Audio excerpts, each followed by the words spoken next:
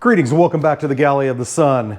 Today, something interesting. So, recently I was shopping in the commissary on Luke Air Force Base, and they had this very interesting cut of meat there. Beef boneless back rib fingers. So I love beef ribs. I really love beef short ribs. So I thought, what the heck, let's pick some up. It wasn't a bad price at all, $4 a pound. So I thought, how am I gonna do those? Well, my first thought was, I'm gonna cook them just like I did the short rib episode. It'll be fantastic. But then it hit me. That's a little too simple for the Galley of the Sun, and we've already done something like that. So why not cook them like that, except at the end, we're gonna make some mini beef Wellingtons. I have no idea how this is gonna turn out. I don't see how it can go wrong. So what the heck, let's give it a try. Okay, first thing we're gonna do is get these out of their package. That is always a great first step.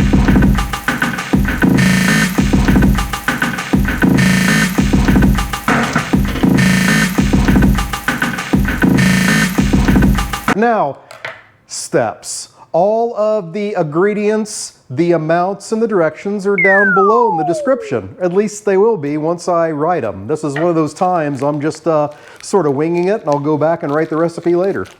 Living life on the edge. Yeah, very interesting here. About the size of like a good smoked sausage or so. So already I've changed my mind about how I'm going to put this together in the end. I think we're going to put 2 or 3 pieces of meat together for each mini Wellington. My first thought was these were a bit bigger and I would do 1 piece of meat into the pastry and get it wrapped up. But yeah, we're going to need a little bit more than that. As I'm trying to get things together, our kitten Sphinx is harassing the F out of me.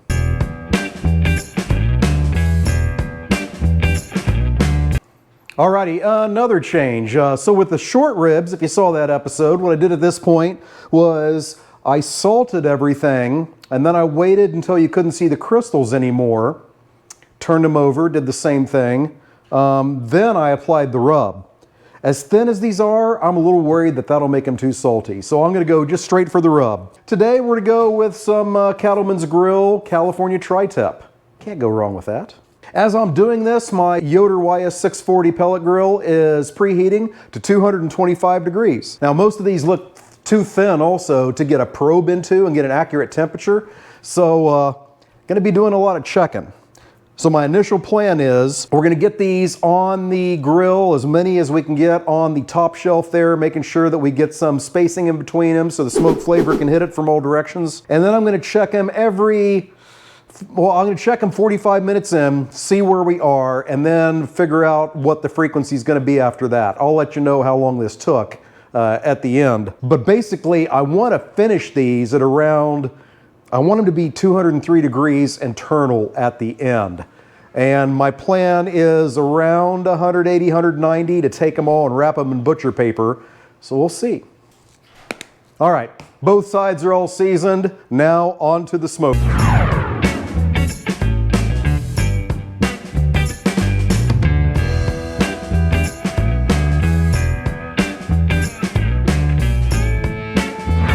All right, we're about 45 minutes in and we are setting at about 145 to 150 degrees on the rib fingers. I have spritzed them with apple cider vinegar and we'll check them again in about 30 minutes or so. All right, now we're looking at temperatures around 160, 165. It's been 1 hour and 45 minutes since we put these on. So now we're gonna pull them off, take them inside and do the next step. Okay, back inside for the wrapping. Gotta have the secret weapon.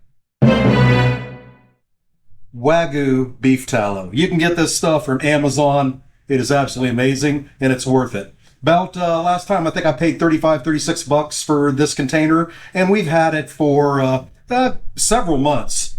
Typically we only use this on burgers when we do smash burgers, use it on the griddle out there.